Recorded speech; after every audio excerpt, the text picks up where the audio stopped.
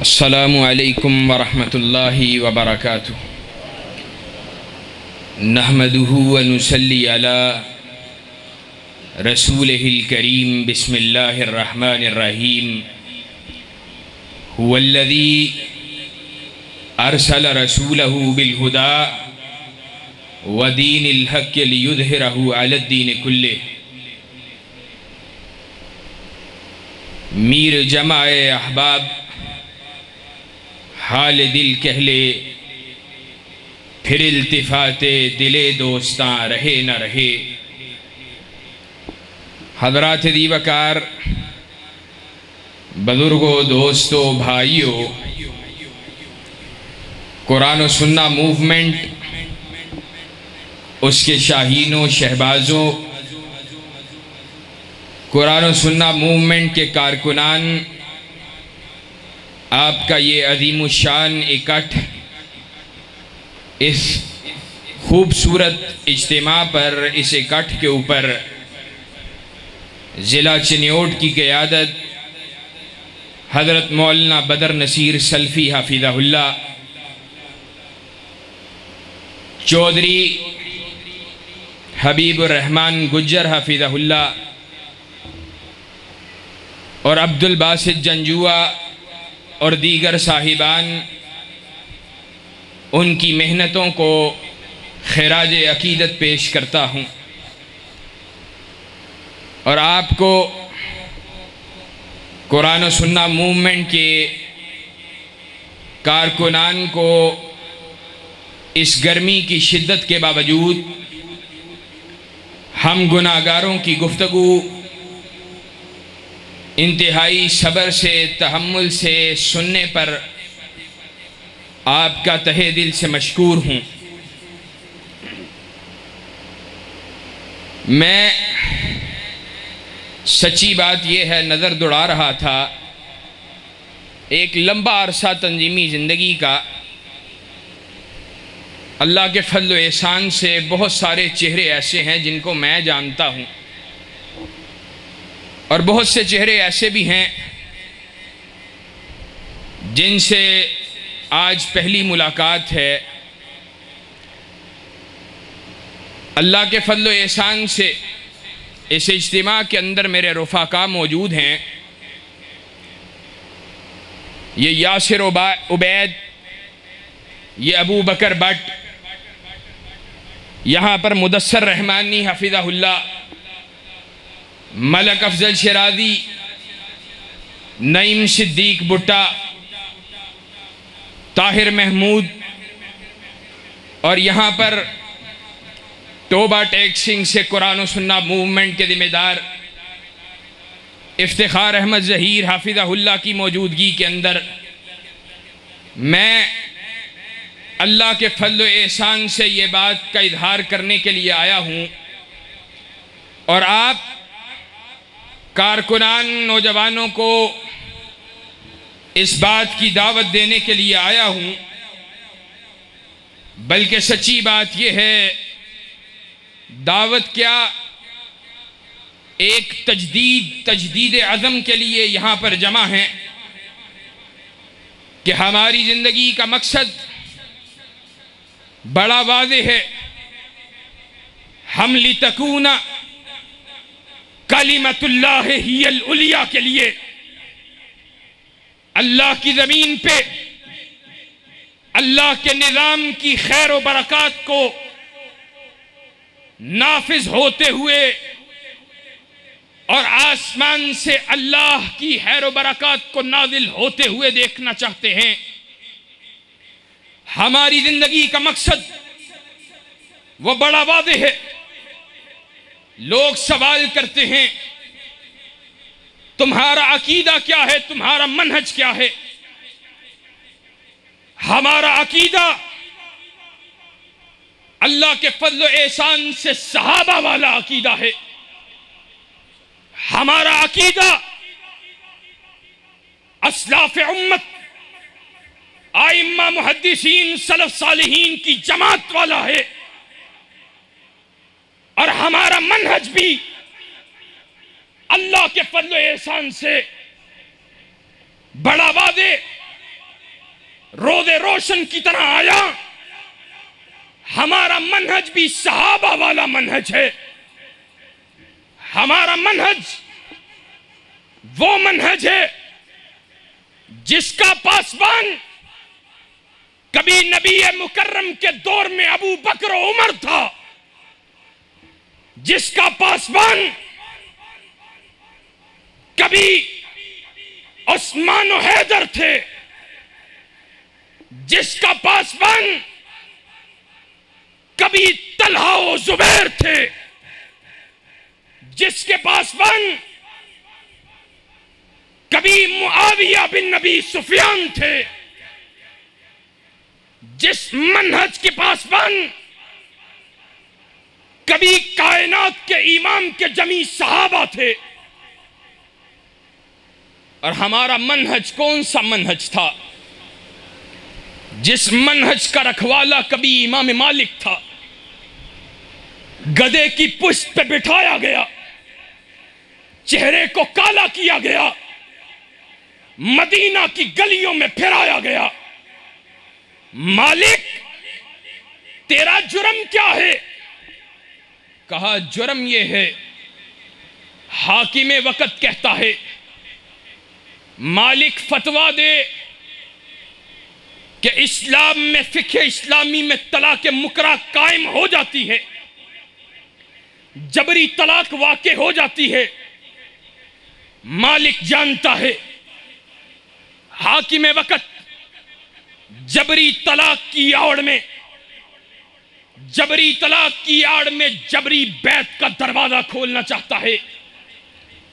کہا مالک نبی کریم صلی اللہ علیہ وسلم کے دین سے غداری نہیں کر سکتا۔ گدھے کی پشت پہ بٹھایا، گلے میں جوتوں کے ہار کو ڈالا گیا، چہرے کو کالا کیا گیا، مدینہ کی گلیوں میں پھرایا گیا۔ اہل حدیث قرآن و سنہ موومنٹ کے جیالو لوگوں کی چھوٹی چھوٹی باتوں سے پریشان ہو جاتے ہو، لوگوں کے تانوں سے گھبرا جاتے ہو، لوگوں کی الزام تراشی سے، لوگوں کے دباؤ سے دباؤ کا شکار ہو جاتے ہو۔ وہ بھی تو تھا، آج اپنے آپ کو بھی اس تکڑی میں تول کے دیکھو تو صحیح۔ ہم بھی مالک ابن انس کے ماننے والے ہیں۔ آج اللہ نہ کرے تجھ پہ اور مجھ پہ یہ آزمائش آتی تو کیا میرے اور تیرے میں وہ حوصلہ ہوتا جو امام مالک کے اندر تھا؟ اس نے چہرے کو کالا دیکھ کر، گدھے کی پشت پہ اپنے آپ کو سوار دیکھ کر حوصلے کو پست نہیں ہونے دیا۔ کیا آج مالک کی جگہ پر تو ہوتا، تیرا رویہ مالک بن انس جیسا ہوتا؟ اعلان کر کے لوگوں کو بتلا رہا ہے، من عرفنی فقد عرفنی ومن لم یعرفنی فانا مالک بن انس۔ ہائے جو مجھے جانتا ہے وہ تو جانتا ہی ہے، جو نہیں جانتا وہ سن لے، میں انس کا بیٹا مالک ہوں۔ جو نہیں جانتا، یہ تصویر کا زمانہ نہیں ہے، لیکن مالک ابن انس لوگوں کو خود بتلا رہا ہے، جو جانتا ہے وہ تو جانتا ہے، جو نہیں جانتا وہ سن لے، میں انس کا بیٹا مالک ہوں۔ لوگوں کو آج سے پہلے مارا گیا شراب نوشی کی وجہ سے، زناکاری کی وجہ سے، قتل و چوری کے جرم میں، لیکن آج مالک کو تکلیف دی جا رہی ہے تو پیغمبر زمان علیہ السلام آپ کی شریعت کے دفاع کی وجہ سے دی جا رہی ہے۔ یہی اہل حدیث کا منہج ہے، یہی موومنٹ کے شاہینوں کا منہج ہونا چاہیے۔ پیغمبر پیغمبر زمان کی شریعت ایک طرف ہو، باطل نظاموں اور باطل حکمرانوں ان کی آوازیں دوسری طرف ہوں، ہر شے کو دیوار سے دے مارا جائے گا، پیغمبر زمان کی حدیث پہ آنچ کو نہیں آنے دیا جائے گا۔ یہ ہمارا مشن ہے،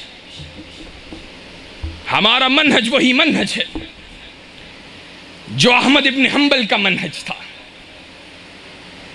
جیل کو پسند کر لیا، کوڑوں کو سہنا گوارا کر لیا۔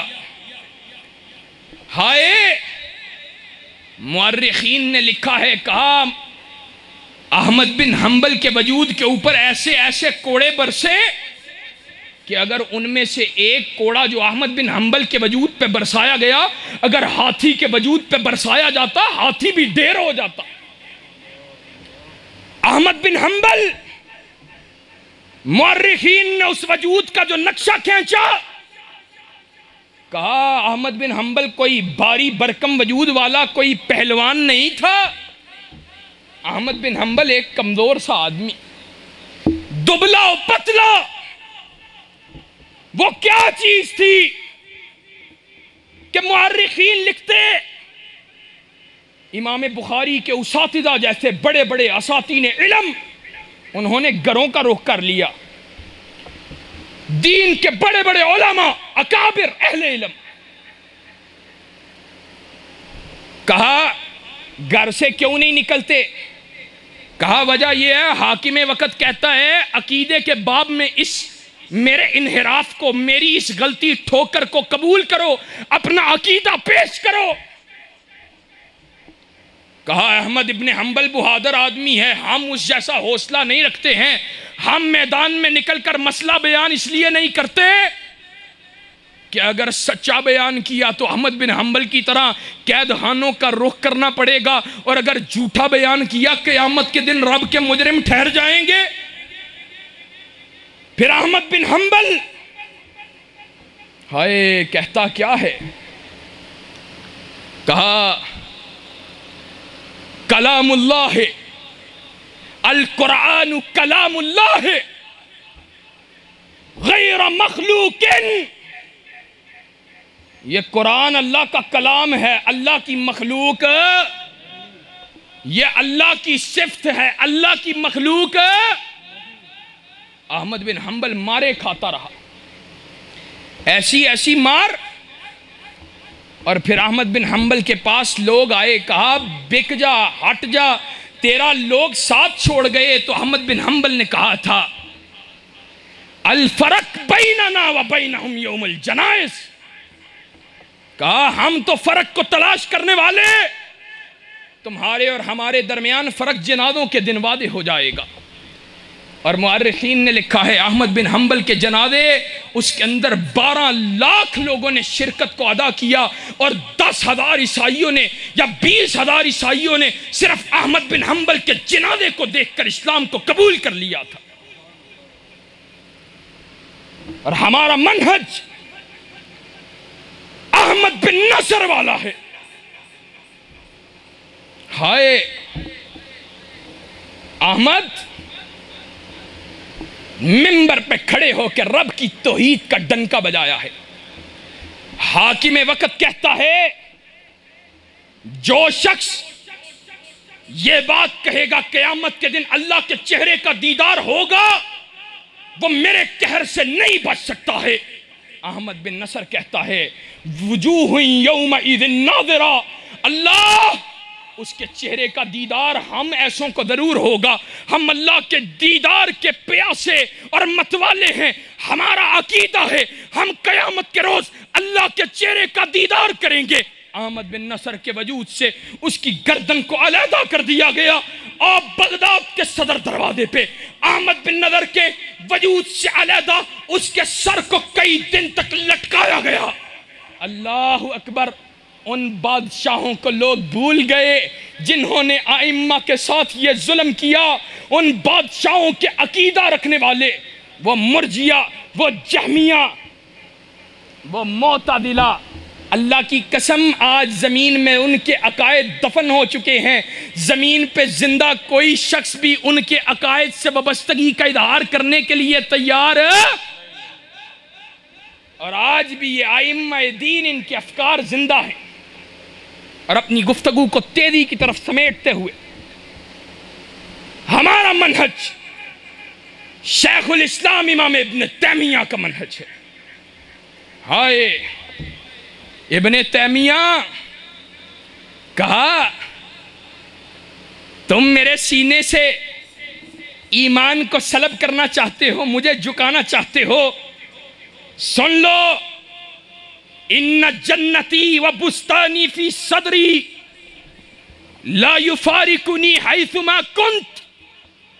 یہ میرے سینے میں ایمان میرے سینے میں باغ کی طرح موجود ہے، اس کو میرے وجود سے علیحدہ کیا جا سکتا، اس ایمان کو میرے وجود سے علیحدہ نہیں کیا جا سکتا ہے۔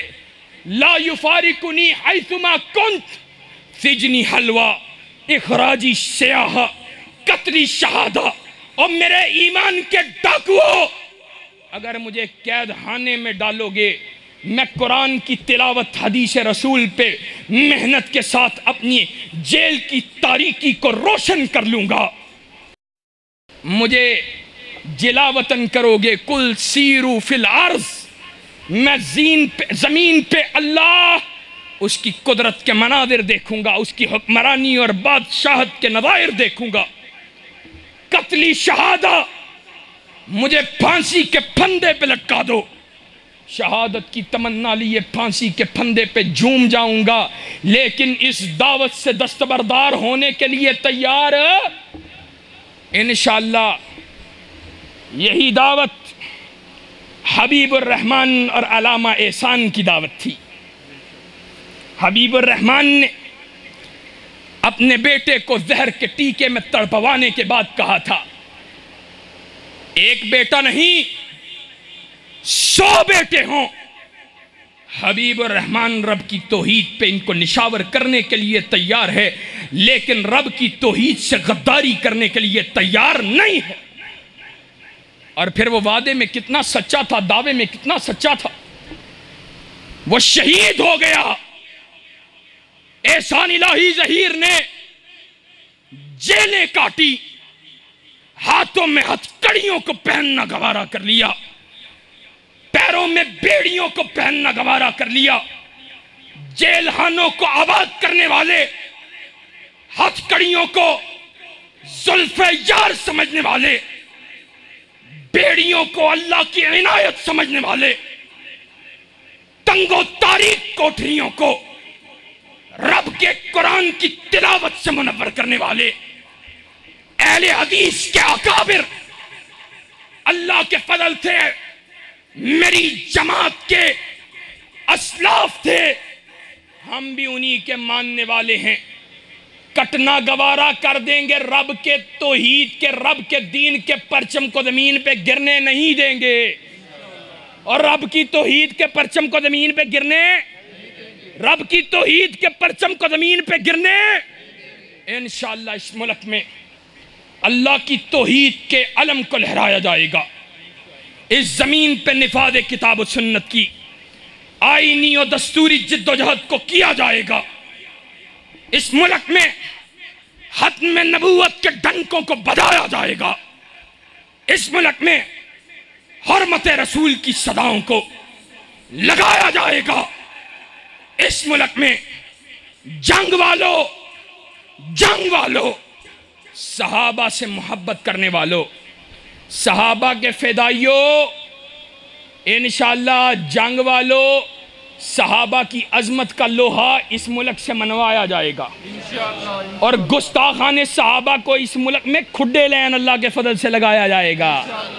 صحابہ کے گستاخوں کا مقابلہ اور جہلم میں بیٹھے ہوئے بکواسی رافضیت کے ایجنٹ، اس کا انشاءاللہ نعت کا بند کیا جائے گا، اور کرو گے انشاءاللہ۔ آپ واپس لوٹیے بلند عزم اور حوصلے کے ساتھ۔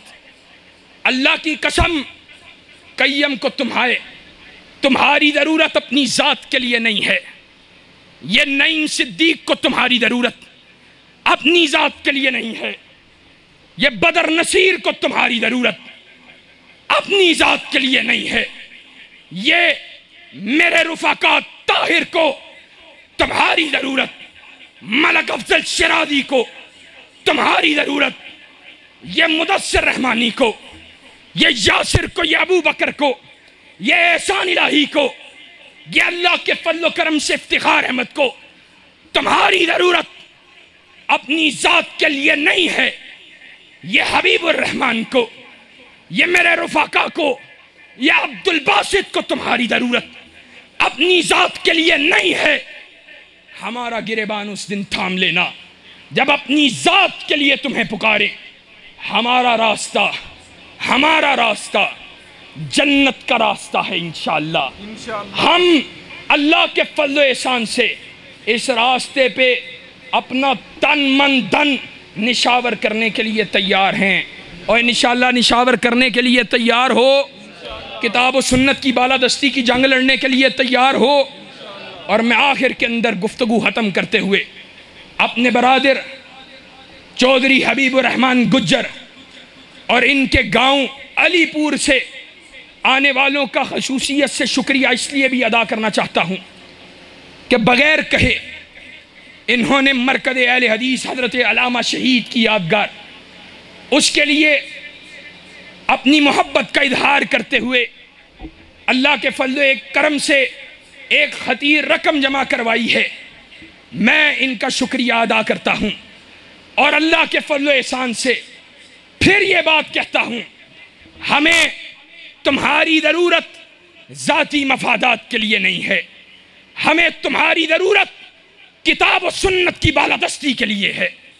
ہم تم سے ووٹ مانگیں یا تم سے وسائل مانگیں، اللہ کے فضل و احسان سے قیم ہو یا ابتسام الہی ظہیر ہو، اور اللہ کے فضل و کرم سے میری یہ موومنٹ کے رفقا بھی ہوں، اللہ رب العزت کا دیا بہت کچھ کائنات کے اندر میں یہ بات اکثر کہا کرتا ہوں، کائنات کے اندر کوئی عہدہ ایسا نہیں ہے جو ہمیں ہماری آنکھوں کو ہیرا کر سکے، اور کائنات میں کوئی سکہ ایسا نہیں بنا ہے جو ہمیں خرید سکے۔ اللہ کے فضل و احسان سے کتاب و سنت کی بالادستی کے راستے میں حائل ہر شے ہماری جوتے کی نوک پر، ہم اس کو اپنے جوتے کی ٹھوکر پہ اڑانے کے لیے تیار ہیں۔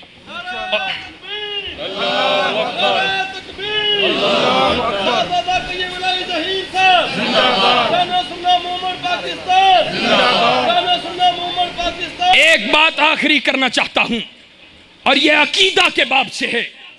میرا عقیدہ ہے الولا والبراء، میں لوگوں سے محبت اور آپ سے بھی چاہتا ہوں، موومنٹ کے منشور کا حصہ ہے، دستور کا حصہ ہے۔ موومنٹ کا رکن صرف وہ شخص ہو سکتا ہے جس کا سینہ بغض، عداوت، کینے سے پاک ہو، حسد سے پاک ہو، جو اپنے بھائیوں کے لیے اپنے دل کو بچھانے والا ہو، اپنی پلکوں کو بچھانے والا ہو، اپنے بھائیوں کے لیے قربانی کا جذبہ رکھنے والا ہو، توحید کے تقاضے کے تحت اہل ایمان سے محبت کرنے والا ہو، اس کی محبت کا معیار عقیدہ اور منہج ہو، اس کی محبت کا معیار توحید و سنت ہو۔